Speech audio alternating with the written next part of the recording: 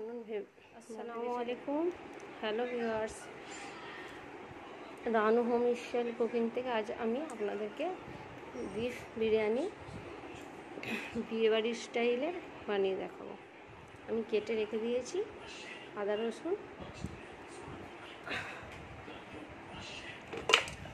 প্রথমে আমি মাংসটাকে ভালো ঢেলে দিলাম কুকারের মধ্যে, আদা রসুনটাকেও ঢেলে দিলাম, শুকনো মরিচ গুঁড়ো, কাশ্মীরি লঙ্কা,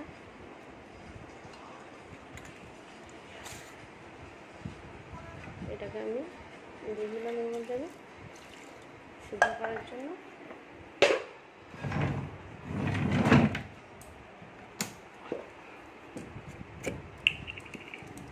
আর আমি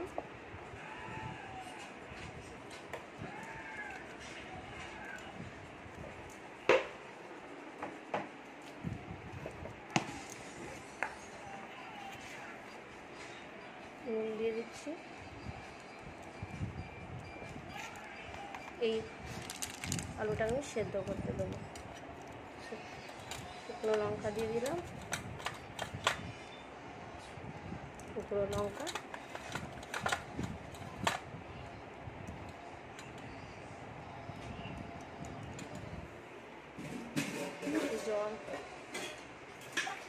জল দিয়ে তো আলুটাকে আমি সিদ্ধ করতে দিয়ে দেবো। আপনারা একবার করে দেখবেন, এটা বিনা পেঁয়াজে, কোনো পেঁয়াজ লাগবে না এই বিরিয়ানিটি। কত টেস্টি হবে আপনারা যদি দেখবেন করে। এবার আমি এটিকে গ্যাসে চুলায় বসিয়ে দেব। আপনারা একবার করে দেখবেন, এইভাবে যদি করেন বিনা পেঁয়াজে বিরিয়ানি, খুব সুন্দর বিরিয়ানি হবে। আমি এখানে চুলে বসিয়ে দিলাম এটি। এবার আর এখানে আমি আলুটাকে সিদ্ধ করতে দিলাম। এই স্টাইল আপনি বিরিয়ানি করে দেখবেন, খুব দারুণ বিরিয়ানি হবে। এইভাবে 4টে লবণ আর 4টে এলাচ দিয়ে দিলাম, আর তেজপাতা 2 পিস দিয়ে দিলাম। আর এখানে চাল আমি জলেতে ভিজিয়ে রেখেছিলাম। আমি দেখে নেবো আলুটা সিদ্ধ হয়েছে কিনা। আলুটাও সিদ্ধ হয়ে গেছে, অল্প সিদ্ধ করতে হবে,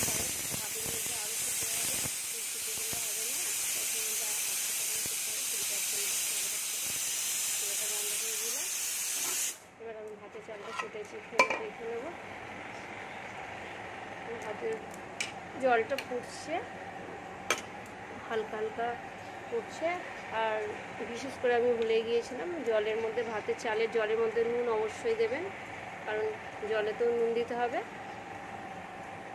আপনাদের হাতে যদি কম সময় থাকে আপনারা খুব তাড়াতাড়ির মধ্যে এই বিরিয়ানিটা আপনারা করতে পারেন। আর এটা খুব স্বাদিষ্ট, মানে বিরিয়ানিটা খুব স্বাদিষ্ট হয়। বানাতে হয়তো দেখলে এরকম লাগছে, কিন্তু আপনি যখন মানে খাবেন তখন দেখবেন এই বিরিয়ানিটা কত টেস্টি বিরিয়ানি হবে। আপনি এইভাবে করবেন, করে দেখবেন একবার।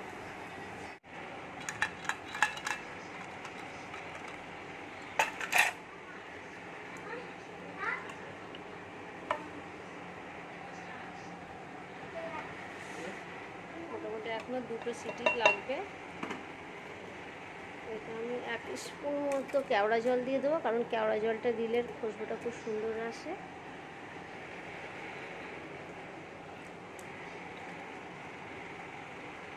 আর এখানে আমার ভাতের জল ফুটেছে, এটা আমি আবার চাল দিয়ে দেবো।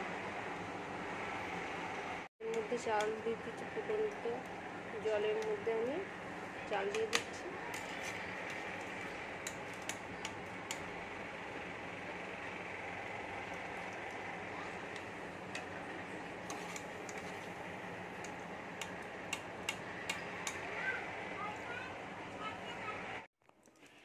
আমি প্রথমে মাংসটাকে দিয়ে দিলাম, তার উপরে আমি আলুটাকে দিয়ে দিলাম। মাংসের যে তরকারি ছিল তার মধ্যে আমি তেলটাকে আলাদা করে নিয়েছি, এটা তেলটা উপর থেকে নিয়ে নিয়েছি, আর এটা হচ্ছে তার ঝোলটা। ঠিক আছে, আমি এর মধ্যে এই মশলাটার মধ্যে আমি গরম মশলা মিশিয়ে দেবো।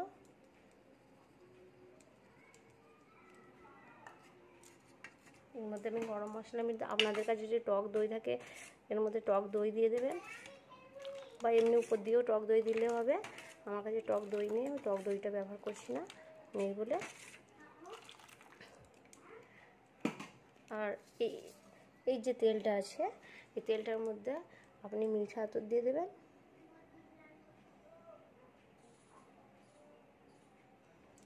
আর একটু বিরিয়ানি যদি ফ্লেভার থাকে দিয়ে দেবেন।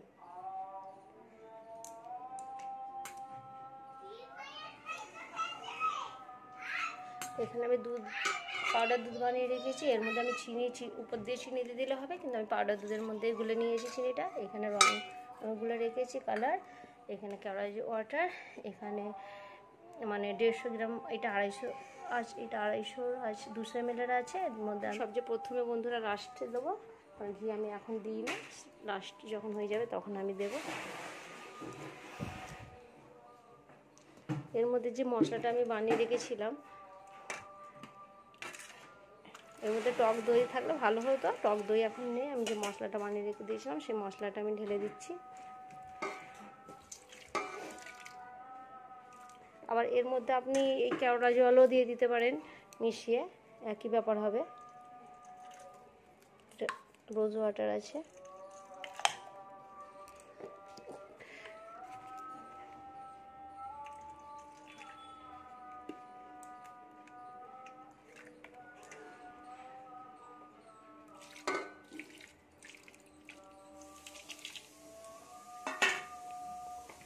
তেলটা আমি এখন দেব না, দুধটা আমি এখন দিচ্ছি না। আমি এর মধ্যে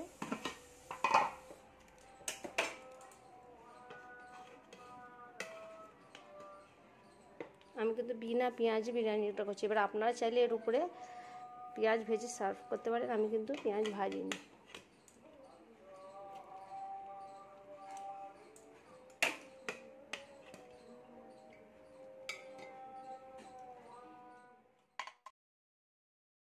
ঢাকনাটা খুললাম, দেখুন ভাবে গেছে। এবার আমি এর উপর দিয়ে ঘি দিয়ে দেবো, দিয়ে 2-3 মিনিট ভেবে নামিয়ে নেব।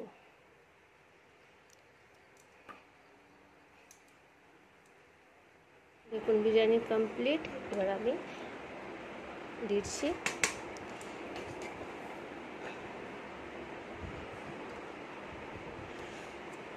দেখুন কি সুন্দর কালারটা এসেছে।